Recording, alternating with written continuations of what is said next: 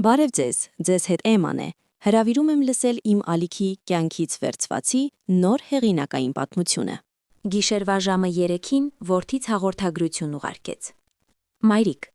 գիտեմ, որ դու 50 միլիոն ես վճարել այս տան համար, բայց կինս չի ցանկանում քեզ տեսնել թոռնիկիս ծննդյան օրը։ Ես պատասխանեցի. լավ, այդ գիշեր ես որոշեցի բավական է, եւ հենց այդ պահին կատարեցի իմ վերջին քայլը։ Ոչ ոք պատրաստ չէր այն բանին, ինչ տեղի ունեցավ հետո։ Սիրելի ունկնդիրներ, մինչ պատմության մեջ խորանալը, խնդրում եմ աջակցել ալիքիս։ Դա բնավել դժվար չէ։ Սեղմեք լայք, բաժանորդագրվեք եւ մեկնաբանություններում գրեք, թե որ քաղաքից եք մեզ լսում։ Ձեր աջակցությունն օգնում է, որ ինձ նման մարդկանց պատմությունները լսելի դառնան։ Իսկ հիմա հարմար տեղավորվեք։ Հաճելի ունկնդրում։ Գիշերվա ժամը 3-ի լռությունը յուրահատուկ ծանրություն ունի։ Այն խիտ է ինչպես բետոնը եւ նույնքան սառը։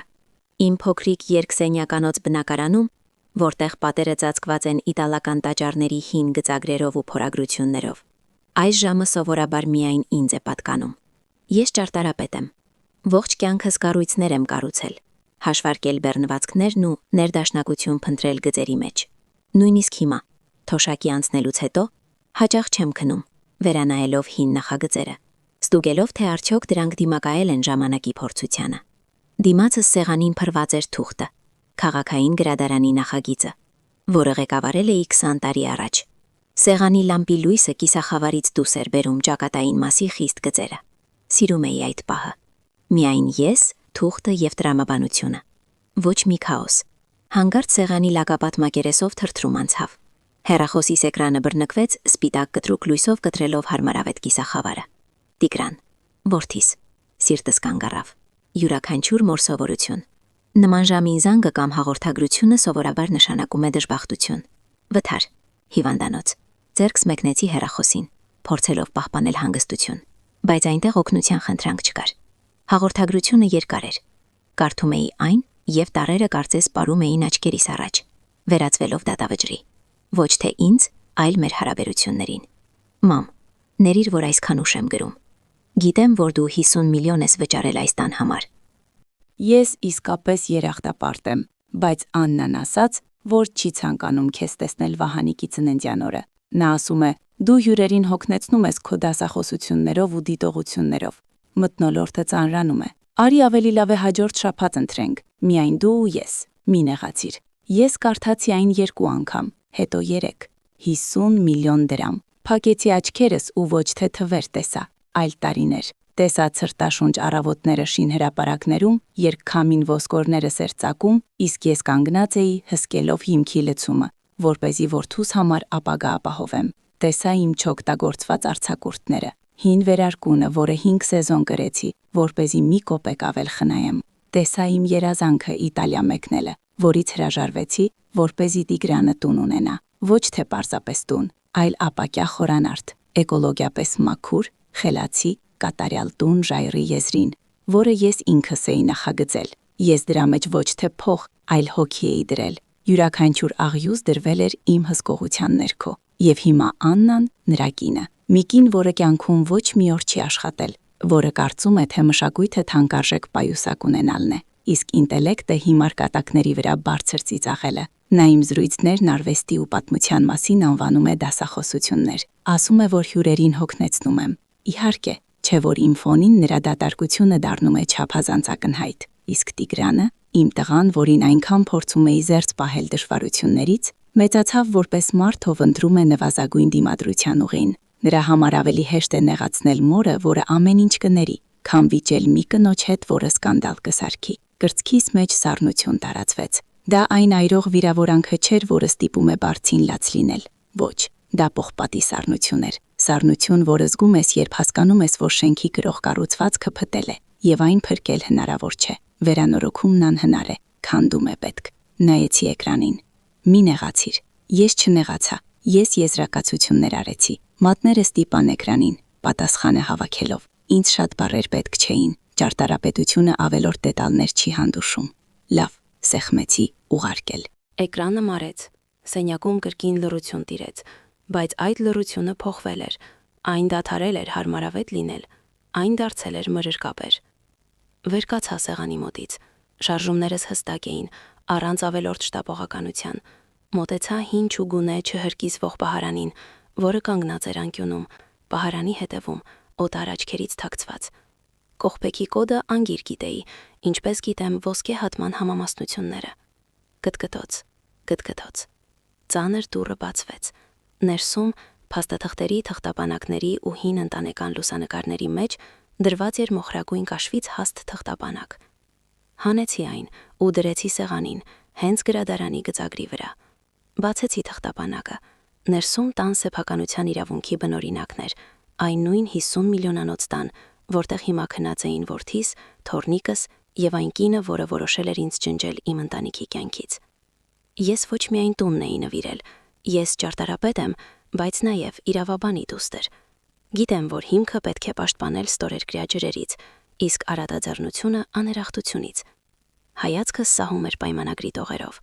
Սա սովորական առուվաճառքի փաստաթուղթ չէր, սա պայմանական նվիրատվության պայմանագիր էր, օգտվելու իրավունքով։ Շրջեցի էջը եւ գտա 14-րդ կետը՝ բարի կամքի եւ ընտանեկան կապերի պահպանման մասին կետը։ Տիգրանը ստորագրելով փաստաթղթերը 5 տարի առաջ անգամ չէր կարդացել։ Նա այնքան երջանիկ էր, այնքան կուրացած համայնապատկերային պատուհանների փայլով ու խելացի տուն համակարգով, որ պարզապես ստորագրում էր այնտեղ, ուր ես մատիտով նշում էի։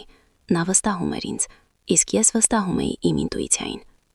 Այդ կետը սահմանում էր, որ նվիրատուն, այսինքն ես, իրավունք ունի միակողմանի կարգով չեղարկել նվիրատվությունը եւ հետ կանչել սեփականության իրավունքը, եթե կորում է բարոյական կապը կամ ակնհայտ անհարգալից վերաբերմունք է ցուցաբերվում նվիրատուի կամ օբյեկտի տարածքում բնակվող նրա ընտանիքի անդամների կողմից։ Բայց այդ կետն ուներ սահմանափակում՝ վաղեմության ժամկետ։ Վերցրեցի սեղանից իմ կարմիր մատիտը, այն նույնը, որով սովորաբար նշում եմ նախագծերի կոպիտ սխալները։ Շրջանագծեցի պայմանագրի ստորագրման ամսաթիվը։ Դա եղել էր ուղիղ 4 տարի, 11 ամիս եւ 29 օր առաջ։ Կետի գործողության ժամկետը 5 տարի էր։ Նայեցի պատիժամացույցին։ Սլաքները ցույց էին տալիս 4-ի սկիզբը։ Ինձ մնացել էր ուղիղ 24 ժամ։ 24 ժամ, մինչ այդ իրավունքը հավերժ կվերանար եւ տունը վերջնականապես կանցներ նրանց անբաժան տիրապետությանը։ 24 ժամ, այս փաստաթուղթը պարզ թղթից զենքի վերածելու համար։ Նրանք կարծում էին, որ ես պարզապես կուլ կտամ սա, որ կմնամ տանը, կնայեմ պատուհանից ու կխղճամ ինքս ինձ։ Նրանք մեկ բան չէին հասկանում. ես օդային ամրոցներ չեմ կառուցում, ես ամրոցներ եմ կառուցում, եւ յուրաքանչյուր ամրոց ունի գաղտնի անցուղի, որի մասին գիտի միայն ճարտարապետը։ Փակեցի թղթապանակը։ Վաղը երկար օր է լինելու։ Առավոտյան անգամ հայելուն չմոտեցա։ Ինձ պետք չէր տեսնել արտացոլանքս, որպեսզի իմանայի, դեմքս նույնքան մոխրագույն ու անշարժ էր, որքան հին բարձրահարկի ճակատը։ Անպամած օր էր, հակախիտ բրդից մուգ մոխրագույն զգեստ, կոչքեցի բոլոր կոճակները մինչև կոկորդս ու վերցրի թղթապանակը։ Քաղաքը պատուհանից դուրս նոր էր արթնանում, բայց ես արդեն ճանապարհին էի։ Իմ հին սեդանը, հուսալի ու անխրով, ինչպես ես, ինձ տանում էր կենտրոնից հեռու, դեպի արդյունաբերական թաղանասեր։ Այնտեղ պահեստների ու բետոնե ցանկապատերի մեջ գտնվում էր երկրորդ շանս բարեգործական հիմնադրամի գրասենյակը, որը ղեկավարում էր Իգնատը։ Իգնատը բարդ ճակատագրով մարդ էր։ 90-ականներին նա սխալներ էր գործել, որոնց համար վճարել էր 10 տարվա ազատազրկմամբ։ Երբ դուրս եկավ, ոչ ոք չէր ցանկանում նրան աշխատանքի ընդունել, ոչ ոք բացի ինձանից։ Ես այն ժամանակ փնտրում էի մարդու, որը կկարողանար խոսքը պահել ու ստիպել մյուսներին աշխատել։ Ես ռիսկի դիմեցի, եւ նա ինձ համար կառուցեց քաղաքի լավագույն օբյեկտները։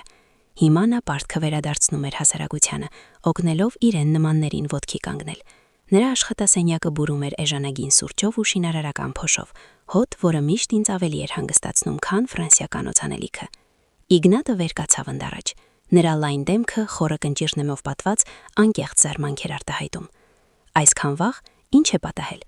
Ես լռելյան մոխրագույն թղթապանակը դրեցի նրա սեղանին, հենց աղյուսի գնման նախահաշվի հրա։ Ինձ պետք է քո իրավաբանը, Իգնատ։ Եվ ինձ պետք է քո կնիքը։ Հենց հիմա։ Իգնատը հոնքերը գիտեց, բայց հարցեր չտվեց։ Նա ինձ գիտեր 30 տարի։ Եթե ես ասում եմ հիմա, ուրեմն ժամանակը լրանում է։ Նա սեղմեց կոճակը, կանչեց իր հաստիքային իրավաբանին, ակնոցներով մի երիտասարդ տղայի, եւ ժեստով հրավիրեց ինձ նստելու։ Ես բացեցի թղթապանակը եւ տարածեցի 5 տարվա վաղեմության նվիրատվության ակտը։ Կարմիր մատիտով շրջանագիծը ամսաթվի շուրջ վառվում էր լուսացույցի նախազգուշացնող ազդանշանի պես։ Ես ակտիվացնում եմ 14-րդ կետը, ասացի հավասար ձայնով։ Սեփականության իրավունքի հետ կանչ, բարի կամքի պայմանների խախտման հիմքով։ Իրավաբանը վերցնելով փաստաթուղթը, աչքի անցկացրեց տեքստը։ Նրա հունքերը բարձրացան։ Սա անթերի է կազմված, մրմնջաց նա։ Բայց հասկանում եք, թե սա ինչ է նշանակում։ Դուք փաստացի վտարում եք սեփական որդուն։ Ժամկետը լրանում է այսօր կեսգիշերին։ Ես գիտեմ ժամը քանիսն է։ Կտրեցի ես։ Պատրաստ եք փաստաթղթերը իրավունքի հետադարձանցման համար։ Իգնատը ծանր նստեց բազկաթորին։ Վստահ ես։ Սա պատերազմ է։ Տիգրանը քեզ սա չի ների։ Տիգրանն արդեն ընտրություն կատարել է։ Ես ուղիղ նայեցի հին ընկերոջս աչքերին։ 3 գիշերվա ժամը 3-ին նա ինձ հայտնեց, որ ես ավելորդ եմ իր նոր ընտանիքի կյանքի տոնին։ Ես 50 միլիոն եմ վճարել այդ տան համար, Իգնատ։ Ես դրա մեջ ամեն ինչ եմ դրել։ Իսկ հիմա ինձ ասում են, որ ես հոգնեցնում եմ հյուրերին։ Ես դադարեցի։ Զգալով, թե ինչպես են ձեռքերս դողում, որը այնքան ջանադրաբար զսպում էի։ Ես սեղանի տակ սեղմեցի բռունցքներս։ Բայց ես այստեղ չեմ եկել, որ տունը ինձ համար վերցնեմ։ Շարունակեցի ես։ Ինձ պետք չէ այդ ապակյա խորաներթը։ Այնտեղ չափազանց շատ արձագանք կա։ Ես ցանկանում եմ այն փոխանցել։ Փոխանցել։ Իգնատը առաջ թեքվեց։ Ում։ Ավելի ճիշտ։ Քո հիմնադրամին։ Աշխատասենյակում լռություն տիրեց։ Լսվում էր, թե ինչպես է մռնչում անկյունի հին սառնարանը եւ ինչպես են տկտկում պատի էժանագին պլաստիկ ժամացույցները։ Կատակում ես։ Արտաշնչեց Իգնատը։ Ես նման եմ մարդու, որը կատակում է առավոտյան ժամը 8-ին։ Ես հանեցի երկրորդ փաստաթուղթը, որը պատրաստել էի գիշերը։ Նվիրատվության ակտ ինձանից երկրորդ շանս հիմնադրամին։ Նպատակային նշանակությունը վերականգնողական կենտրոնի եւ հանրակացարանի ստեղծում, պատշաճափը լրացրած եւ դժվարին կենսական իրավիճակում հայտնված անձանց համար։ Իգնատը վերցրեց թուղթը։ Նրա ձեռքերը, որոնք սովոր էին մուրճ բռնելուն, թեթևակի դողացին։ Սա առանձնատուն է, էլիտար ավան։ Հարևանները մեզ կհոշոտեն։ Հարևանները ոչինչ չեն կարող անել։ Հողը սեփականություն է։ Տեղամասի նշանակությունը թույլ է տալիս տեղակայել սոցիալական օբյեկտներ։ Ես ստուգել եմ քաղաքաշինական պլանը։ Ես ինձ թույլ տվեցի հազիվ նկատելի կոշտ ժպիտ։ Ավելին, քո խնամյալներին կացարան է պետք, իսկ իմ որդուն ու նրա կնոջը դաս։ Դաժան, բայց անհրաժեշտ։ Սա միջուկային կոճակ է, հանգիստ ասաց Իգնատը։ Եթե մենք սա ստորագրենք, հետդարձի ճանապարհ չի լինի։ Դու ոչնչացնում ես նրանց աշխարհը։ Ես հիշեցի Տիգրանի հաղորդագրությունը, հիշեցի, թե ինչպես Աննան, այդ կինը, կեղծ ժպիտով ու դատարկ աչքերով, աստիճանաբար ինձ դուրս էր մղում այն տնից, որը ես էի կառուցել, ինչպես էր փոխում վարագույնները, որոնք ես էի ընտրել, ինչպես էր վերադասավորում կահույքը, խախտելով կոմպոզիցիան, ինչպես էր թորնիկի սարքելուն վերցնել իմ գրքերը։ Նրանք ուզում էին, որ ես անտեսանելի դառնամ, մի ստվեր, որը պարզապես փող է փոխանցում։ Նրանք ուզում էին, որ ես անհետանամ, ասացի ես եւ ձայնս հնչեց ամուր, ինչպես մուրճի հարվածը։ Հիմա ես կանհետանամ, բայց նրանց գլխավերևի տանիքի հետ միասին։ Որտեղ է գրիչը։ Իրավաբանը լռելյան մեկնեց ինձ գրիչը։ Ես ոչ մի վայրկյան չվարանեցի, ստորագրություն, եւս մեկը, ամսաթիվ, կնիկ։ Այն ձայնը, որով կնիքը իջավ թղթի վրա, նման էր խլացուցիչով գրակոցի, համր, վերջնական։ Գործարքը գրանցված է, ասաց իրավաբանը, արագ ինչ-որ բան տպելով նոութբուքում։ Էլեկտրոնային ստորագրության շնորհիվ իրավունքի անցումը տեղի կունենա մի քանի ժամվա ընթացքում։ Մինչ երեկո հիմնադրամը կդառնա օրինական սեփականատերը։ Ես վեր կացա։ Ներսումս տարօրինակ դատարկություն էր, ոչ չարախնդություն, ոչ հաղթանակ, միայն կատարված աշխատանքի զգացում։ Կարծես ես քանդել էի վթարային շենքը, որը սպառնում էր փլուզվել անցորդների վրա։ Շնորհակալություն Իգնատ։ Շուտով նրանք կհասկանան, որ կողպեքները փոխվել են։ Ես դուրս եկա տոտ գրասենյակից փողոց։ Աշնանային օդը սառն էր ու պարզ։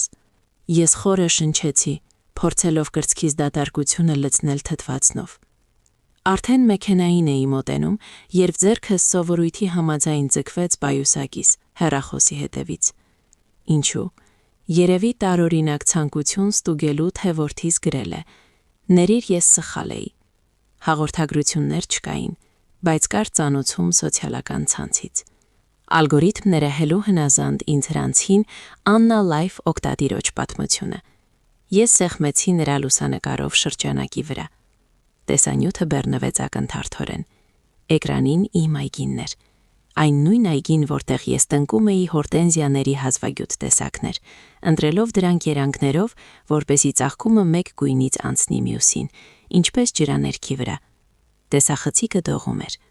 Աննան նկարահանում էր իրեն քայլելիս։ Նրա վրա ֆուկսիա գույնի վառ անճաշակ վերարկու էր։ Դե ինչ աղջիկներ, վերջապես ձեռքս հասավ, հնչեցնում էր նա ճարճատուն մաներային ձայնով, մատնահարդարված մատով ցույց տալով տարածությունը։ Հաջորդ շաբաթ այստեղ ամեն ինչ այլ կերպ է լինելու։ Հոգնել եմ այս ձանձրույթից, այս ստատիկի ոճից։ Տեսախցիկը շրջվեց եւ հառեց իմ տաղավարին, իմ դարբնագործած տաղավարին։ Ես այն պատվիրել էի լավագույն վարպետներից 19-րդ դարի էսքիզներով։ Այնտեղ ես սիրում էի նստել առավոտյան թեյի բաժակով, նայելով գետի վրայի մառախուղին։ Դա իմ սրբավայրն էր, իմ ուժի վայրը։ Ահա այս կառույցը մենք առաջինն ենք անելու, ուրախ հայտարարեց Աննան, մոտենալով եւ թանկարժեք կոշիկով թեթև դիպչելով նրբագեղ երկաթյա ոտքին։ Այստեղ լինելու է խորովածի գոտի, հսկայական գրիլով եւ ջակուզիով։ Իսկ հին տանտիրուհին երևի կարծում էր, որ այգում պետք է գրքեր կարդալ, այլ ոչ թե մարդավարի հանգստանալ։ Ծիծաղելի է ու ուրիշ ոչինչ։ Վերջ աղջիկներ, բոլորիդ համբուրում են։ Հանդերձանքներ պատրաստեք երեկույթի համար։ Տեսանյութն ընդհատվեց։ Ես կանգնած էի արդյունաբերական գոտու կեղտոտ ավտոկայանատեղիի մեջտեղում։ Խղճահարությունը, որ դեռ ինչ որտեղ հոգուս խորքում տաքանում էր, մի փոքրիկ իռացիոնալ մայրական խղճահարություն իմ երեխայի հանդեպ, հանգավ։ Աննան հենց նոր իր իսկ ընտրությամբ ճանապարհ փակեց։ Նա ուզում էր հեռացնել իմ տաղավարը։ Ինչ արած։ Ես բացեցի կոնտակտներս եւ հավաքեցի Իգնատի համարը։ Իգնատ, ասացի ես նայելով մարած էկրանին։ Տեղափոխության հետ մի ձգձգիր։ Մարդկանց այսօր ուղարկիր եւ ասա նրանց, որ չամաչեն։ Ես վերադարձա իմ բնակարան, բայց մտքերս մնացին այնտեղ, ժայռի վրա։ Ես նրանց օրակարգը գիտեի ավելի լավ, քան նրանք իրենք։ Գիտեի, որ այդ պահին ապակյա խորանարդում տիրում է ոչ թե տոնի ուրախ սպասում, այլ նյարդային եռուզեռ, որը քողարկված է ուրախությամբ։ Իմ կարճ լավը գործեց հենց այնպես, ինչպես ես հաշվարկել էի։ Տիգրանի եւ Աննայի համար այդ բառը դարձավ լարվածության ավաստի ազդանշան։ Նրանք շունչ քաշեցին։ Ես բառացիորեն ֆիզիկապես էի զգում նրանց թեթևությունը։ Մայրիկը հանգստացել է, հավանաբար ասել էր Տիգրանը կնոջը։ Նա հասկացել է իր տեղը, հաղթական ավելացրել էր Աննան։ Նրանք որոշել էին, որ իմ հպարտությունը կոտրված է, որ ես կուլ եմ տվել վիրավորանքն ու համակերպվել մերժվածի դերին։ Նրանք սխալվում էին։ Նրանք չէին հասկանում, որ լավը համաձայնություն չէ։ Դա համակարգի վիճակն է, մեծ փոփոխությունից առաջ։ Ես նստեցի համակարգչի առաջ եւ բացեցի խելացի տան կառավարման վահանակը։ Ես ինքս էի ծրագրավորել այդ համակարգը։ Գիտեի յուրաքանչյուր սենսոր, յուրաքանչյուր շարժիչ, յուրաքանչյուր դրամաբանական հանգույց։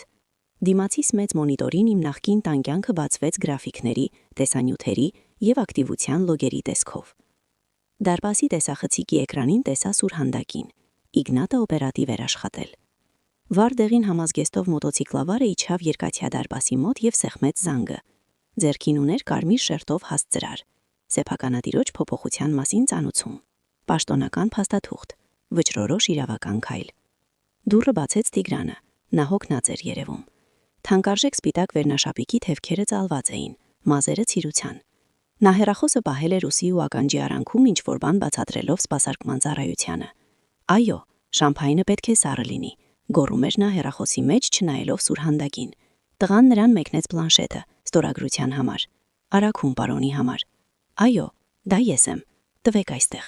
Տիգրանը անհամբեր ստիլյուսով ստորագրեց էկրանին, անգամ չնայելով ուղարկողի անվանը։ Նա խլեց ծրարը։ Սիրտս բաբախում էր հավասարաչափ, ինչպես մետրոնոմը։ Կարդա, մտքումս հրամայեցի ես։ Կարդա, թե ինչ է գրված ծրարի վրա որդիս։ Հասկացիր, թե հենց նոր ինչ կորցրիր։ Բայց Տիգրանը չկարդաց։ Նա ծրարը նետեց նախասրահի պահարանի վրա, հենց նվերների տուփերի գույտի վրա, որոնք փաթաթված էին ոսկեգույն ու կարմիր շապավեններով։ Նրա համար դա պարզապես հերթական բացիկներ, հերթական հաշիվը, եւս մի մանրուք, որը շեղում էր տարվա գլխավոր իրադարձությունից։ Այն տոնը, որ նրանք պատրաստել էին, ոչ մի կապ չուներ իմ հնգամյա թոռնիկի հետ։ Վահանիկին պետք էին ընկերներ, տորթ եւ վազվզելու հնարավորություն, բայց Աննան կազմակերպել էր աշխարհիկ հավաքույթ։ Ես տեսել էի հյուրերի ցուցակները նրանց ընտանեկան չաթում, որտեղից նրանք մոռացել էին ինձ հեռացնել։ Օգտակար մարդիկ, պաշտոնյաներ, բիզնես գործընկերներ, որոնց առջև Աննան ցանկանում էր պարծենալ հարստությամբ, որի հետ ինքը ոչ մի կապ չուներ։ Ես շրջվեցի նախասրահի տեսախցիկից, որդուս նայելը ցավոտ էր, բայց նրա հանդեպ խղճահարությունն այժմ խառնվել էր զզվանքի հետ։ Նա ինքն էր ընտրել իր կուրությունը։ Հանկարծ իմ մոնիտորին հայտնվեց տագնապային պատուհան, կարմիր թարթող լույսով։ Ուշադրություն, ադմինիստրատորի իրավունքների փոփոխման փորձ։ Ես հոնքերս գիտեցի, ինչ որ մեկը փորձում էր մտնել անվտանգության համակարգի արմատային կարգավորումներ։ Ես արագ ստուգեցի լոգերը։ Հարցումը գալիս էր հյուրասենյակի պլանշետից։ Աննան էր իհարկե, նրան քիչ էր ինձ ֆիզիկապես վտարելը։ Նա ուզում էր ջնջել իմ ներկայությունը նաև թվային տարածքում։ Նա փորձում էր փոխել գլխավոր կոդը, որպեսզի ես չկարողանայի նույնիսկ հեռակակարգով բացել դարպասները, եթե հանկարծ որոշեի գալ։ Նա ուզում էր կողպել դուռը ներսից։ Էկրանին վազում էին կոդի տողերը։ Նա մուտքագրում էր ստանդարտ գաղտնաբառեր, թոռնիկի ծննդյան ամսաթիվը, անուններ, պարզ համակցություններ, 1, 2, 3, 4, 5, միամիտ։ Ես այս համակարգը պաշտպանել էի 256 բիթանոց վերծանմամբ։ Մուտքը մերժված է։ Օգտատիրոջ արգելափակում 60 րոպեով։ Ես պատկերացրի նրա դեմքն այդ պահին, չարությունից աղավաղված, շփոթված։ Նա հաստատ երկար եղունգով խփում էր էկրանին, հայհոյելով հիմար տեխնիկան։ Դու ուզում ես կառավարել տունը, Աննա, փսփսացի ես, նայելով թարթող կուրսորին։ Դու ուզում ես, որ ամեն ինչ քո ուզածով լինի։ Դե ինչ, ճարտարապետությունը միջավայր ստեղծելու արվեստ է։ Արի ստեղծենք քո ներաշխարհին համապատասխան միջավայր։ Մատները սկսեցին վազել ստեղնաշարի վրայով։ Ես մտա կլիմայի ձեռքով կառավարման ռեժիմ։ Տունը նախագծված էր որպես թերմոս։ Այն կատարյալ պահում էր ջերմությունը, բայց օդափոխության համակարգը հզոր էր, հաշվարկված շոկ ամռան համար։ Ես գտա հյուրասենյակի եւ հանդիսությունների սրահի բաժինը։ Ընթացիկ ջերմաստիճանը +24 գրադուս էր։ Հարմարավետություն, հարստություն, ջերմություն։ Ես սահնակը տեղափոխեցի ձախ, նպատակային ջերմաստիճանը +15 գրադուս։ Դա բավարար չէ, որպեսի խողովակները պայթեն, բայց դա լիովին բավարար է, որպեսի բաց ուսերով երեկոյան զգեստներով հյուրերն իրենց անհարմար զգան։ Ցուրտը ներթափանցում է դանդաղ, աննկատ։ Սկզբում ձեռքերն են սառչում, հետո ցուրտը պատում է ուսերը, եւ ի վերջո սկսում է թվալ, թե սառցե օդը փչում է հենց պատերից։ Հաջորդ քայլը՝ տաք հատակը։ Գոտիավորված ջեռուցումն այս նախագծի հպարտությունն էր, կերամոգրանիտ, որի վրայով այնքան հաճելի է բոբիկ քայլել։ Կարգավիճակը անջատված։ Հիմա հատակները կվերածվեն սառցե սալերի։ Քարը ակնթարթորեն կսառչի, դուրս քաշելով ջերմությունը տարածքից, եւ վերջին շտրիխը՝ լուսավորությունը։ Ես միշտ սովորեցրել եմ Տիգրանին, որ լույսը համադրություն է, տաք լույս, 2700 կելվին։ Այն թուլացնում է, ստեղծում մտերմություն, թաքցնում մաշկի թերությունները եւ դեմքերն ավելի գեղեցիկ դարձնում։ Դա մոմի լույս է, օջախի լույս, հենց այդպիսի լույս էր կարգավորված երեկույթի համար։ Ես բացեցի սցենարի կարգավորումները։ Երեկո, գույնի ջերմաստիճանը 6500 կելվին։ Սա վիրահատարանի գույն է, դիահերձարանի գույն, սառը, կտրուկ, ստերիլ սպիտակ լույս, որը խղճալ չգիտի։ Այն ընդգծում է ամեն մի կնճիր, դեմքի վրայի ամեն մի շպարի շերտ, հագուստի ամեն մի հետք։ Նման լույսի տակ ուտելիքը ոչ թե ախորժելի է թվում, այլ մարդիկ հիվանդ ու հոգնած։ Այն առաջացնում է ենթագիտակցական տագնապ, հեռանալու, փախչելու ցանկություն։ Ես սեղմեցի կիրառել կոճակը եւ արգելափակեցի պատի վահանակներից կարգավորումները ձեռքով փոխելու հնարավորությունը։ Մոնիտորի վրա ցուցանիշները սկսեցին փոխվել։ Ջերմաստիճանի գրաֆիկը դանդաղ սողաց դեպի ներքև։ Ես հենվեցի աթոռի թիկնակին։ Իմ բնակարանում լուր էր ու տաք, իսկ այնտեղ 50 միլիոնանոց տանը սկսվում էր կլիմայական ձմեռը։ Նրանք ուզում էին սառը պատերազմ, նրանք ստացան դա։ Հիմա մնում էր միայն սպասել։ Իգնատն ասաց, որ հյուրերը կգան հենց վարչանքի թեժ պահին։ Իսկ առայժմ թող Աննան փորձի բացատրել իր աշխարհիկ տիկնանց, թե ինչու է իր շքեղ առանձնատանը մթնոլորտը հիշեցնում շրջանային հիվանդանոցի ընդունարանը նոյեմբեր ամսին։ Ես փակեցի նոութբուքը, թեյ խմելու ժամանակներ։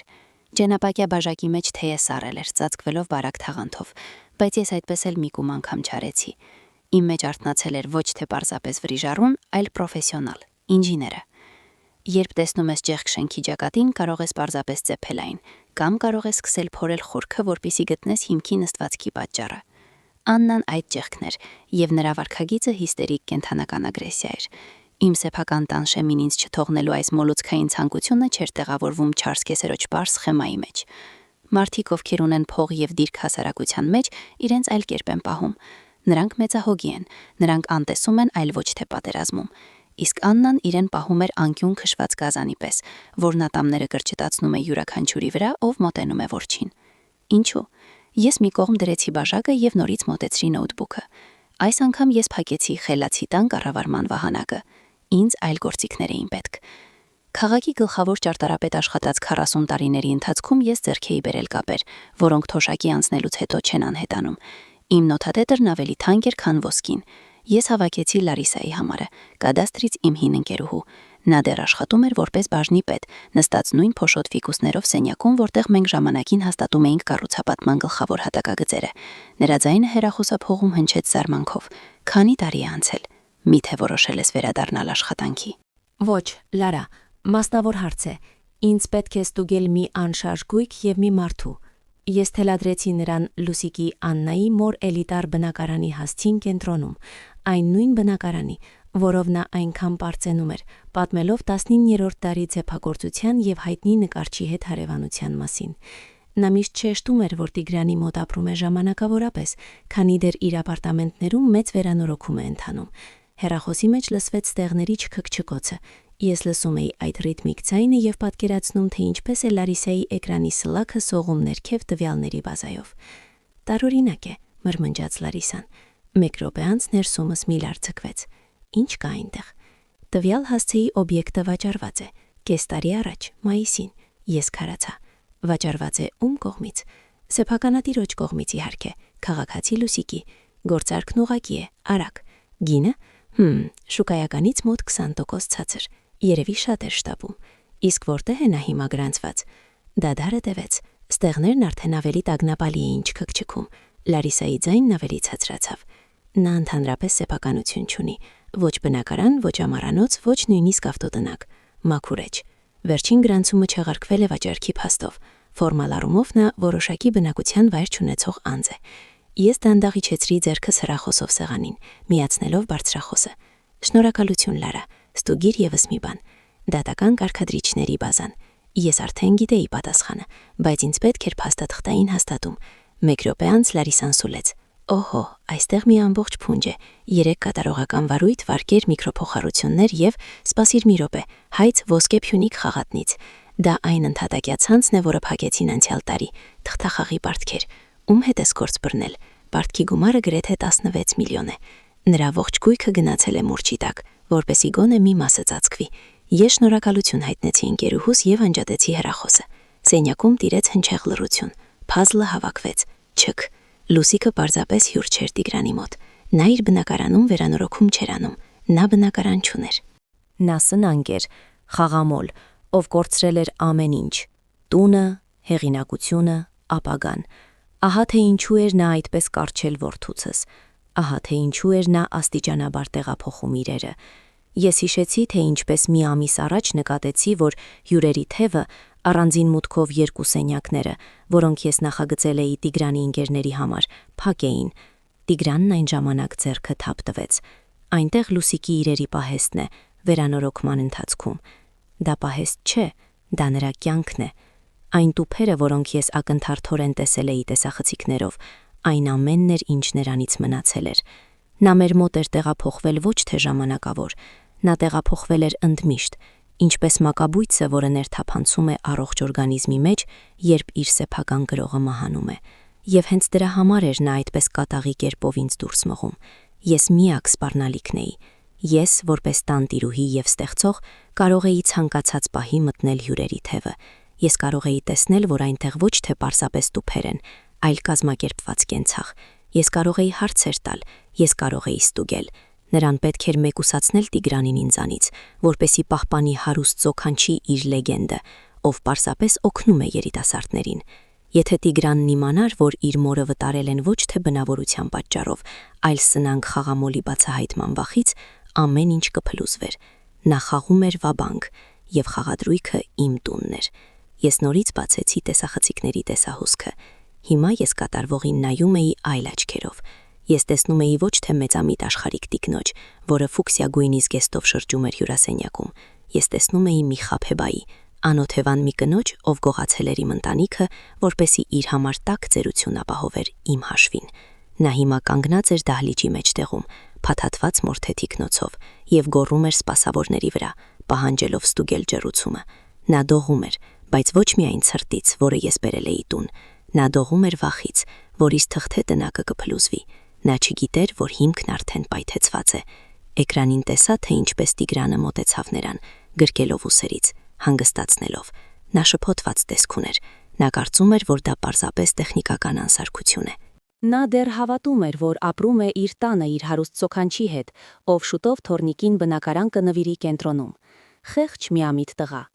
Նա նույնիսկ չէր կասկածում, որ կերակրում է մի մարդու, ով իրեն հատակն է քաշելու։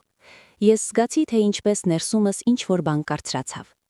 Եթե մինչ այս պահը ես կասկածներ ունեի, գուցե չափազանց դաժան եմ, գուցե արժեր պարզապես խոսել, ապա հիմա դրանք ցնդեցին։ Մակաբույծների հետ խոսելն անօգուտ է, նրանց պետք է հեռացնել։ Ես հայացքս տեղափոխեցի ժամացույցին, ժամանակը գնում էր։ Երկրորդ շանս հիմնադրամի ավտոբուսը հաստատ արդեն դուրս էր եկել ավտոտնակից։ Դու ուզում էիր գեղեցիկ ապրել, Լուսիկ, փսփսացի ես էկրանին։ Դու ուզում էիր թաքցնել քո աղքատությունը։ Դե ինչ, այսօր երեկոյան քո գաղտնիքը կդառնա հանրության սեփականությունը։ Հեգնանքն այն է, որ դու ինքն ես հրավիրել հանդիսատեսին քո մահապատժին։ Ես փակեցի նոթբուքի կափարիչը։ Պատրաստվելու ժամանակն էր։ Ես չէի կարող բաց թողնել այս պիեսի վերջաբանը։ Ես պետք է տեսնեի նրանց դեմքերը, երբ դիմակները պատռվեն։ Ես գնացի հանդերձարան։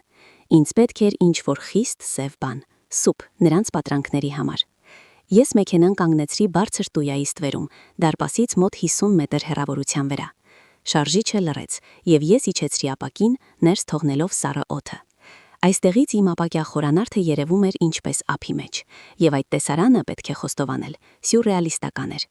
Լուսավորության իմ հարկավորումների պատճառով տունը փայլում էր մեռելային գունատ, վիրաբուժական լույսով, ճեղքելով ավանի հարմարավետ մտնշաղը։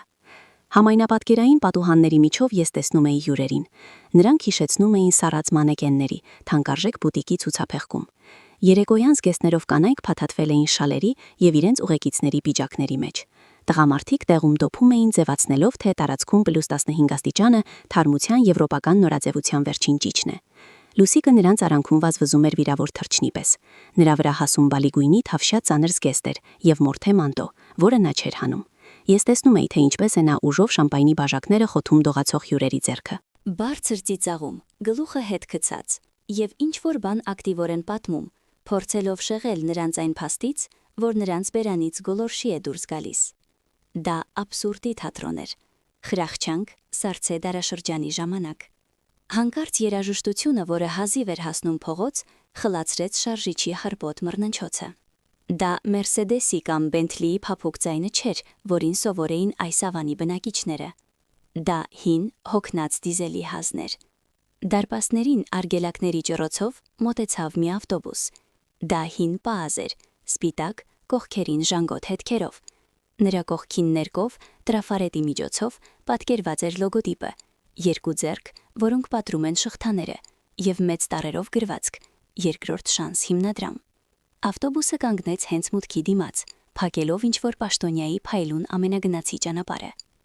Դռները ֆշշոցով բացվեցին։ Տան մեջ երաժշտությունը լռեց։ Հյուրերը, ուրախանալով սառնարանից դուրս գալու առիթով, ձգվեցին դեպի պատուհանները եւ պատշկամբը։ Ավտոբուսից առաջինը դուրս եկավ Իգնատը։ Նա իր ամփոփող կաշվե բաճկոնով էր, թևի տակ թղթապանակ, հանգիստ, ինչպես շայռը։ Նրա հետևից կոշիկների թքթքոցով սկսեցին իջնել նրա խնամյալները, 12 հոգի։ Դրանք այն մարդիկ չէին, որոնց սովոր էին տեսնել այս թաղամասի ֆուրշետներին։ Պինդ տղամարդիկ, դեմքերով, որոնց վրա կյանքը խորը սպիներ էր թողել։ Գլխարկավորն էր, աշխատանքային համազգեստներով, որոնք կեղտոտված էին եւ գրով, եւ ներկով։ Նրանցից շատերի նախաբազուկներին կապույտին էին տալիս տաճվածքները, մատանիներ, գմբեթներ, գոթական տարատեսակներ։ Նրանք իջնում էին գործնականորեն, առանց շտապելու։ Մեկը հանեց ալյումինե աստիճանը, երկուսը տանում էին գործիքների ծանր արկղերը։ Չորրորդը ջարդված քթով մի հսկա, հեշտությամբ ուսին գցեց ծանր մուրճը։ Նրանք չէին նայում սմոկինգներով ապշած հյուրերին։ Նրանք նայում էին տանը որպես օբյեկտի, որպես աշխատանքի։ Դարպասը բացվեց, եւ նրանց ընդառաջ վազեց Տիգրանը։ Նա առանց պիջակի էր, միայն վերնաշապիկով, եւ ծրտից կամ սարսափից դողում էր։ «Էй, դուք ով եք»։ Նրա ձայնը կտրվեց։ Նա վազեց դեպի Իգնատը, փորձելով փակել նրա ճանապարհը։ «Դուք չեք կարող այստեղ կայանել։ Մեզ մոտ մասնավոր միջոցառում է։ Հեռացրեք ավտոբուսը»։ Դուք փակում եք հյուրերի ելքը։ Լուսիկն արդեն կանգնած էր շքամուտքին, կարճած բազրիքներից։ Նրա դեմքը նույնիսկ այս մեռելային լույսի տակ կավիճից սպիտակ էր թվում։ Նա հասկացավ. աֆերիստի բնազը տհուշեց նրան, որ սրանք պարզապես բանվորներ չեն։ Իգնատը կանգ առավ։ Նա չափեց Տիգրանին մի հայացքով, որի մեջ ոչ չարություն կար, ոչ խղճահարություն, միայն հոգնած վճռականություն։ «Մենք չենք կայանում, Տիգրան», արտասանեց Իգնատը բարձր, այնպես որ բոլորը լսեն։ Նրա բասը տարածվեց սիզամարկի վրայով, խլացնելով հյուրերի շշուկը։ «Ինչ է նշանակում չեք կայանում, սա մասնավոր սեփականություն է, ես հիմա կկանչեմ ավանի պահպանությունը», ճչաց որդիս։ Իգնատը դանդաղ բացեց թղթապանակը եւ հանեց կնիքով այն նույն փաստաթուղթը, որը մենք ստորագրել էինք առավոտյան։ Նա այն պարզեց Տիգրալի դեմքին ինչպես Վահան։ Պահպանություն կանչելու կարիք չկա, փաստաթղթերը կարգին են։ Իգնատը մի քայլ առաջ արեց, ստիպելով Տիգրանին հետ քաշվել։ «Երեկվանից այս տունն այլևս չի պատկանում ձեր մորը, նա այն նվիրաբերել է նախկին բանդարկյալների օգնության հիմնադրամին»։ Հյուրերի ամբոխի միջով հառաչանք անցավ, ինչ որ մեկը գցեց բաժակը, ապակու զնգոցը հնչեց ինչպես կրակոց։ «Ինչ»։ Տիգրանը քարացավ, անիմաստ հայացքով նայելով թղթին։ «Մայրիկը նվիրաբերել է ում»։ «Մեզ»։ Իգնատը գլխով արեց իր տղաներին, որոնք արդեն գործնականում չափում էին դարպասների լայնությունը, որպեսզի ներս տանեն երկհարկանի մահճակալները։ «Մենք հիմա այստեղ ենք ապրելու, Տիգրան»։ Իգնատը ժպտաց, բայց աչքերը սառն էին մնում։ Հիմնադրամի կանոնադրության համաձայն այստեղ լինելու է հանրակացարան։ «Տղերք ներս տարեք», հրամայեց նա ձեռքով անելով։ «Սկսում ենք հյուրասենյակից, այնտեղ տեղը շատ է, մոտ 20 մահճակալ կտեղավորվի։ Իսկ Բենթլին ճանապարհից ավելի լավ է հեռացնեք, խանգարում է ցեմենտի բեռնաթափմանը»։ Իգնատի բառերը կախվեցին սառցե օդում, ծանր ու անխուսափելի, ինչպես կրունկից պոկված բետոնե սալը։ Մի վայրկյան տիրեց բացարձակ զնգուն լռություն, որի մեջ լսվում էր միայն 12 բին տղամարդկանց ծանր շնչառությունը եւ հեռավոր շների հաչոցը։ Իսկ հետո այդ լռությունը պատրեց մի ճիչ. «Կորեք այստեղից»։ Լուսիկը ցած նետվեց շքամուտքից, խճվելով իր բալագույն զգեստի փեշերի մեջ։ Նրա դեմքն այլայլվել էր, աշխարհիկ տիկնոջ դիմակը պատռվել էր, մերկացնելով շուկայական առևտրականի կերպարանքը։ «Հեռացեք, սա մասնավոր տարածք է, ես ոստիկանություն կկանչեմ, ես ձեզ բոլորիդ դատի կտամ»։ Նա վազեց դեպի Իգնատը, ձեռքը բարձրացնելով նրա վրա իր երկար գիշատիչ եղունգներով։ Բայց նա նույնիսկ տեղից չշարժվեց։ Նա կանգնած էր ոտքերը լայն դրած, հանգիստ, ինչպես ժայռը, որին բախվում են կեղտոտալիքները։ «Ոստիկանություն կանչելը ձեր իրավունքն է, քաղաքացի», որոտաց նա, առանց ձայնը բարձրացնելու։ «Միայն թե նրանք ձեզ ավելի շատ հարցեր կունենան, քան մեզ։ Մենք ունենք սեփականության փաստաթղթեր, իսկ դուք»։ Իգնատը դանդաղ ընդգծված զգուշությամբ պաճկոնի գրպանից հանեց այն նույն ծրարը, որը սուրհանդակը բերել էր ցերեքը։ Այն նույն ծրարը, որը Տիգրանն անփութորեն նետել էր պահարանի վրա։ «Տիգրան»։ Իգնատը ծրարը մեկնեց որդուս։ «Սա վտարման մասին ծանուցումն է։ Դու ինքդ ես ստորագրել դրա համար այսօր ժամը 14:30-ին։ Քո ստորագրությունն է»։ Տիգրանը սպիտակած ինչպես սավան դողացող ձեռքերով վերցրեց ծրարը։ Նա նայում էր դրան այնպես, կարծես թունավոր օձ էր բռնել։ Ես կարծում էի, թե դա արագում է, թոթովեց նա։ «Մտածել պետք էր ավելի շուտ», կտրեց Իգնատը։ «Օրենքի համաձայն դուք ունեք 24 ժամ տարածքն անձնական իրերից ազատելու համար։ Այն ամենը, ինչ կմնա այդ ժամկետից հետո, անցնում է հիմնադրամի սեփականությանը եւ կօգտագործվի հանրակացարանի կարիքների համար»։ Ժամանակը գնաց։ Իգնատը ցուցադրաբար նայեց իր ձեռքի ժամացույցին, իսկ հետո գլխով արեց իր տղաներին։ «Աշխատում ենք, տղերք, սկսում ենք բարի սեղանի ապամոնտաժումից։ Այնտեղ կդրվեն երկհարկանի մահճակալները, պատերից նկարները հանել, զգուշությամբ դնել սիզամարկին։ Գլխարկավոր տղաները շարժվեցին դեպի տունը միասնական ճակատով։ Հյուրերը տեսնելով այս անողոք ուժը, խուճապահար փախան կողքի, սեղմելով իրենց պայուսակներն ու բաժակները։ Ինչ-որ մեկը վազեց դեպի իր մեքենան, ինչ-որ մեկն էլ պարզապես քարացավ տեղում։ Ես հասկացա, ժամանակն է։ Ես բացեցի մեքենայի դուռը և քայլեցի դեպի խճաքարը։ Ցուրտն անմիջապես այրեց դեմքս, բայց այդ սառնությունն ինձ հաճելի էր։ Այն սթափեցնում էր։ Ես ուղեցի սև վերարկուիս օձիքը և դանդաղ քայլեցի դեպի դարպասը։ Ես չանցա սահմանը։ Ես կանգնեցի ուղիղ փոստարկղի մոտ տեղամասի սահմանին։ Հիմա դա օտար հող էր։ Հիմնադրամի հողը։ Ես հարգում էի սահմանները և գծագրերի վրա, և կյանքում։ Տիգրանն ինձ առաջինը տեսավ։ Տան պատուհաններից խփող լուսարձակների տակ ես երևի ուրվականի տեսք ունեի։ Նրա աչքերը լայնացան։ Նա մի կողմ նետեց ծրարը և վազեց դեպի ինձ։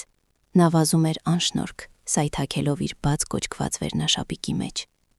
Ես դառնությամբ նշեցի, որ նա վազում է ոչ թե ինչպես որդին, մոր մոտ, այլ ինչպես վախեցած երեխան, նրա մոտ, ով միշտ լուծել է իր խնդիրները։ Բայց նրա աչքերում զղջում չկար։ Այնտեղ կորստի սարսափներ։ «Մամա», գոռաց նա, վազելով դեպի ցանկապատը։ Նա կառչեց ցանցի սառը ձողերից, որոնք բաժանում էին մեզ իրարից։ «Մամա, դու խելագարվել ես։ Տեսնում ես, թե նրանք ինչ են անում։ Կանգնեցրու նրանց»։ Ես հանգիստ էի նայում նրան, զգալով տարօրինակ անջատվածություն։ Ինչ-որ տեղ ներսում, ամենախորքում, մորը սիրտը արյունահոսում էր, բայց ճարտարապետի իմ միտքն արդեն բետոնով էր լցրել այդ հիմքը։ «Ես չեմ կարող նրանց կանգնեցնել, Տիգրան», հանգիստ ասացի ես։ «Սա այլևս իմ տունը չէ։ Դու չէիր կարող դա անել», նրա ձայնը վերածվեց ճիչի։ «Սա 50 միլիոն է, 50 միլիոն դրամ։ Մամա, դու ծախսել ես դրա վրա քո բոլոր խնայողությունները։ Դու չէիր կարող պարզապես վերցնել ու նվիրել այն ինչ-որ բանտարկյալների։ Սա իմ ժառանգությունն է։ Փող, կրկին փող։ Ոչ, սա մեր տունն է։ Այստեղ չէ, որ մեծացավ քո թոռնիկը։ 50 միլիոն։ Նա չէր տեսնում ջերմություն պահող պատերը, այլ բանկային հաշվի թվերը։ Սա տուն էր, Տիգրան, պատասխանեցի ես, և ձայնս հնչեց պողպատից ավելի պինդ։ Ես այն կառուցել էի որպես ընտանիքան ամրոց, բայց այնտեղ այլևս ընտանիք չկա։ Իսկ քանի որ ընտանիք չկա, ապա ինչու են պետք պատերը։ Հիմա սա պարզապես ակտիվ է, հարկային նվազեցում։ Ես դադար առա, նայելով թե ինչպես են Տիգրանի թիկունքում բանվորները հյուրասենյակից դուրս բերում ոսկեգույն շրջանակի մեջ առնված հսկայական անճաշակ նկարը, Աննայի դիմանկարը, կայսրուհի կերպարանքով, որը նա կախել էր ամենաերևացող տեղում։ Եվ գիտես, Տիգրան, շարունակեցի ես, գլխով անելով բանվորներին, ի տարբերություն քեզ և քո նոր հարազատների, այս մարդիկ գիտեն երկրորդ շանսի գինը։ Նրանք գիտեն, թե ինչ է նշանակում կորցնել ամեն ինչ և կյանքը նորից կառուցել։ Դու դա չգիտես, բայց շուտով կիմանաս։ Դու հրեշ ես, Աննայի ճիչը էսվեց։ Նա տեսել էր ինձ։ Տեսնելով իր աշխարհի կործանման մեղավորին, նա վերջնականապես կորցրեց մարդկային կերպարանքը։ Մոռանալով հյուրերի, իր կարգավիճակի, ցածի մասին, նա նետվեց դեպի ինձ։ Նրա դեմքը աղավաղված էր զայրույթից, բերանը բաց էր համր ճիչի մեջ, ձեռքերը կեռված ինչպես հարփիայի ջանքեր։ «Սա դու ես, սա ամբողջը դու ես, պարավ կախարդ», որնում էր նա վազելով սիզամարկի միջով։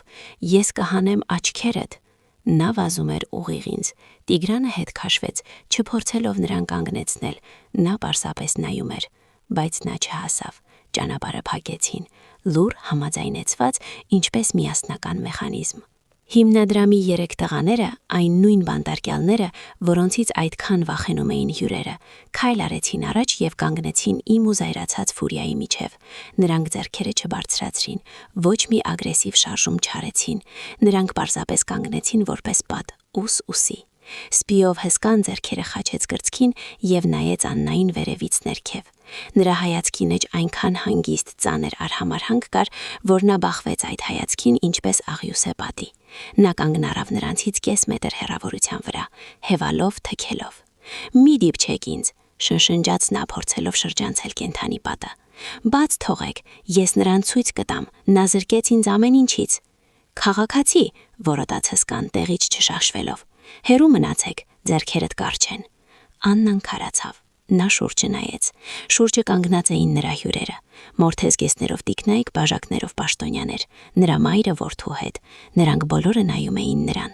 Լուսարձակների լույսը անխղճորեն լուսավորում էր նրա աղավաղված դեմքը, հոսած թուշը, ցրված մազերը։ Նա հասկացավ, որ պարտվում է, որ իր ներկայացումն ավարտված է,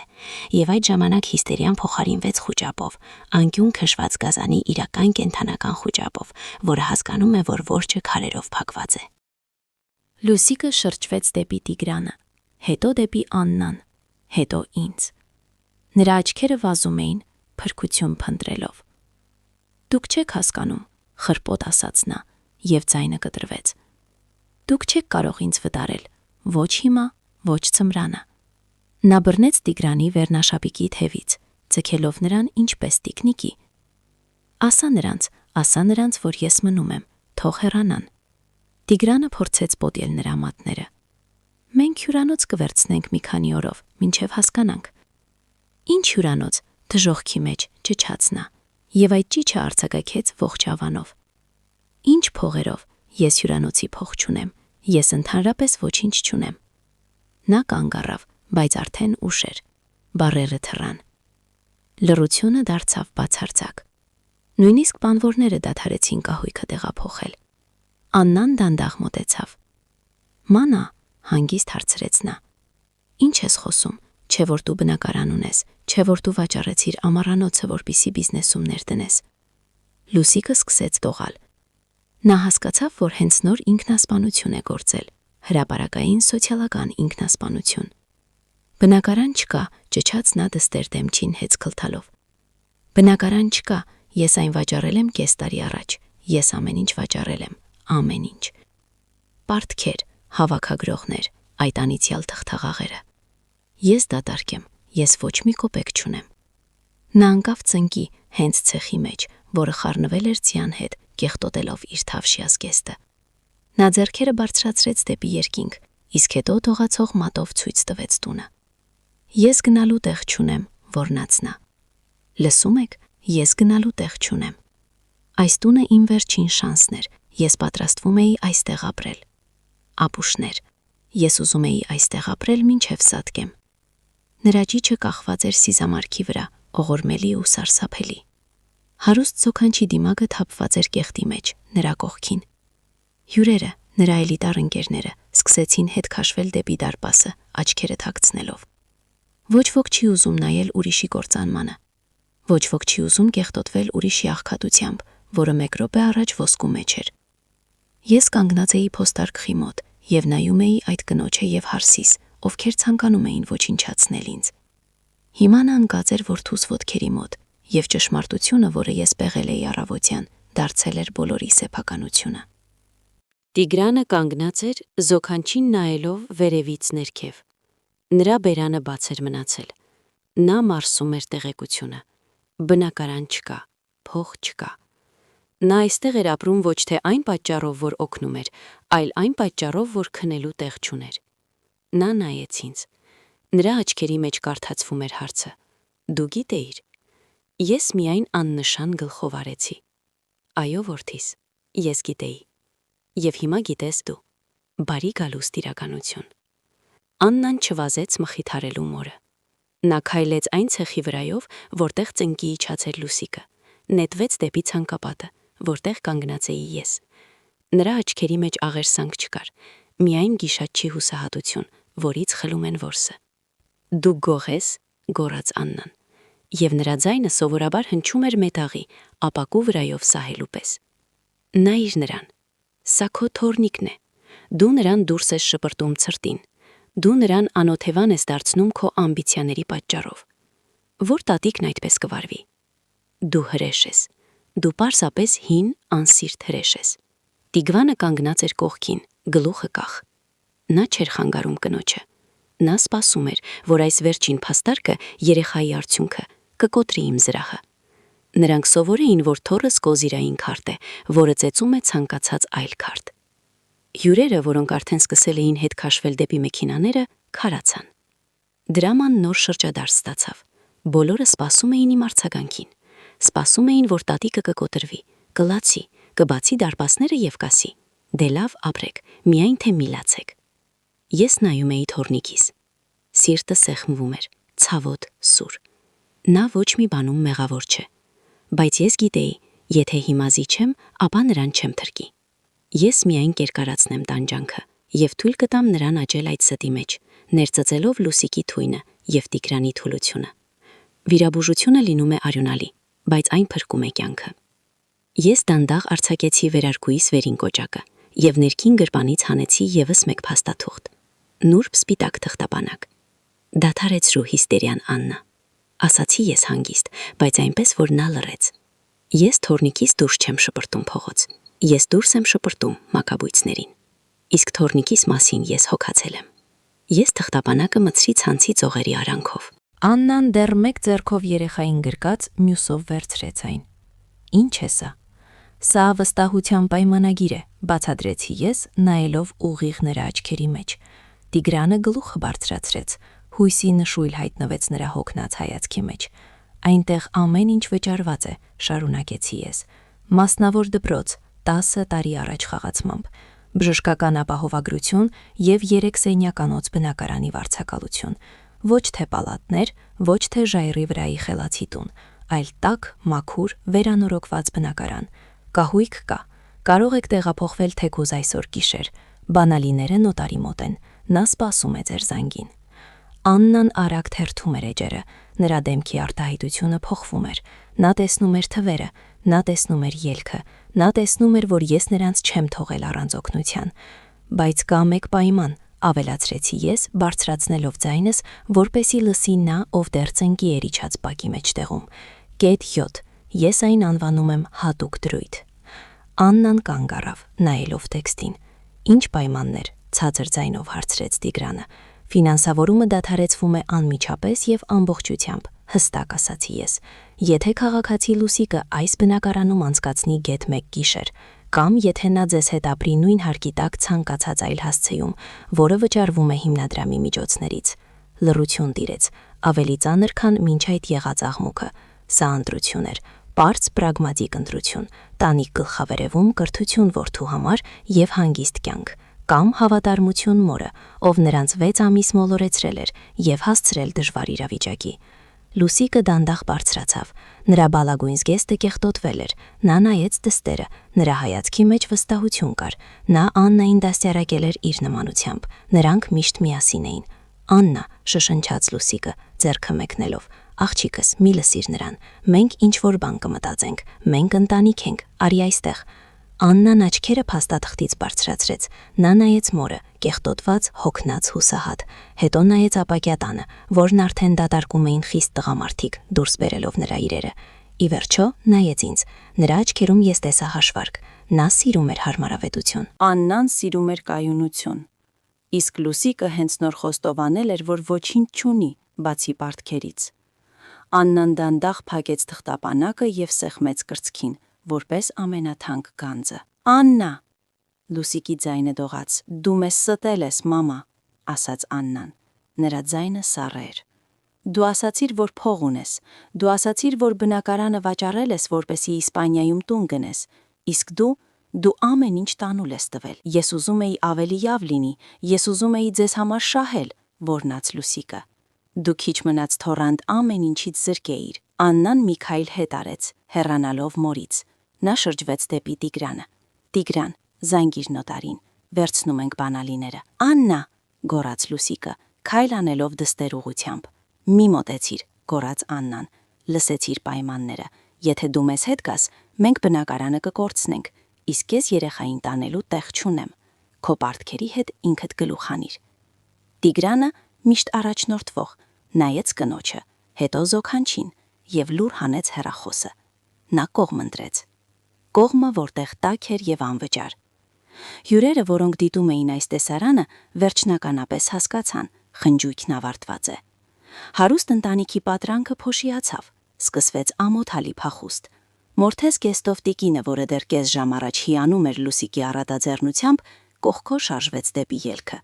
Ձեռքերում նա ամուր սեղմել էր թանկարժեք խոհանոցային կոմբայնի տուփը, նվեր Հոբելյարի համար։ Ուր եք գնում։ Թունավոր ճչացի ես, չզսպվելով։ Իսկ ինչ եղավ տորթը։ Տիկինը արագացրեց քայլը, ձևացնելով, թե չի լսում։ Կանգ առեք, հանկարծ ոռնաց Լուսիկը, նետվելով հյուրերի վրա։ Օգնեք ինձ, ինչ որ մեկը։ Ինձ պետք է ինչ որտեղ գիշերել մի քանի օր։ Անահիտ, մենք ընկերուհիներ ենք։ Ներողություն, մեզ մոտ վերանորոգում է, բզծած Անահիտը, սուզվելով իր մեքենայի մեջ։ Մեկը մյուսի հետևից ընկերները լուծարվում էին մթության մեջ, իրենց հետ տանելով նվերները։ Ոչ ոք նույնիսկ խաղալիք մեքենա չթողեց։ Նրանք տանում էին ամեն ինչ, հասկանալով, որ այս ընտանիքին արդեն ոչինչ չկա նվիրելու։ Լուսիկը մնաց կանգնած մենակ, դադարքվող բակի մեջտեղում, մերժված դստեր կողմից, լքված ընկերների կողմից, ոչնչացված թշնամու կողմից։ Եվ այդ ժամանակ տան մուտքի դուռը բացվեց լայն։ Շքամուտք դուրս եկան Իգնատի երկու տղաները։ Ձեռքերում նրանք տանում էին հսկայական, անճաշակ նկար, ծանր ոսկեզոծ շրջանակի մեջ, ինչ որ բնանկար կարապներով, որը Աննան գնել էր խելահեղ գնով, պնդելով, որ սա ապագա դասական է։ Ուր դնենք, հարցրեց տղաներից մեկը գոռալով քամու վրայով։ Իգնատը, որ կանգնած էր մուտքի մոտ պլանշետով, ձեռքով արեց դեպի սիզամարքը։ Խոտին դրեք, եւ այն պլաստմասե հունական աստվածուհիների արձաններն էլ հանեք, եւ այս մետրանոց ծաղկամանները։ Հանրակացարանում դրանց տեղը չկա, միայն փոշի են հավաքում։ Տղաները որոտով իջեցրին գլուխգործոցը հենց չորացած խոտի վրա, հենելով երկաթե ցանկապատին։ Հետո դուրս բերեցին արմավենու տեսքով ոսկեզոտ լուսամփոփը, հետո չինական ջենապակու արքերը, որոնք Լուսիկը ներկայացնում էր որպես հնաոճ իրեր։ Տան դիմացի սիզամարքը, որը նախագծված էր որպես լանդշաֆտային մինիմալիզմի նմուշ, արագորեն վերածվում էր օջլոտ շուկայի։ Իրերը, որոնցով Լուսիկը փորձում էր կարգավիճակ գնել, հիմա պարկած էին կեղտի մեջ, ոչ մեկին պետք չեն, ծիծաղելի եւ օղորմելի իրենց էժան հարակնոտության մեջ։ Իգնատը մոտեցավ ցանկապատին եւ նայեց Լուսիկին, որը կանգնած էր ինքն իրեն գրկած եւ դողում էր ցրտից։ Քաղաքացի, ասաց նա գործնականորեն, եթե ձեզ այս աղբից ինչ որ բան պետք է, վերցրեք հիմա, 1 ժամից մենք աղբահավաք մեքենա ենք կանչում։ Ես շրջվեցի եւ գնացի դեպի մեքենաս։ Ինձ համար բավական էր։ Ես չէի ուզում տեսնել, թե ինչպես է նա կրկվում իրերի կույտի մեջ, փորձելով փրկել իր կեղծ կանձերը։ Ես նստեցի ղեկին։ Ձեռքերս չէին դողում։ Հետևի հայելու մեջ ես տեսնում էի, թե ինչպես են Տիգրանն ու Աննան նստում իրենց տաքսին, նույնիսկ չնայելով Լուսիկին։ Ապակյա խորանարդի լույսերը մեռելային սպիտակից փոխվեցին սովորական տաքի։ Նոր տերերը տունը վերակարգավորում էին իրենց համար։ Ես միացրեցի շարժիչը։ Առջևում ինձ սպասում էր օդանավակայան տանող ճանապարհը, բայց սկզբում պետք էր հավաքել ճամպրուկը։ Այս անգամ իսկական ճամպրուկ, իսկական կյանքի համար։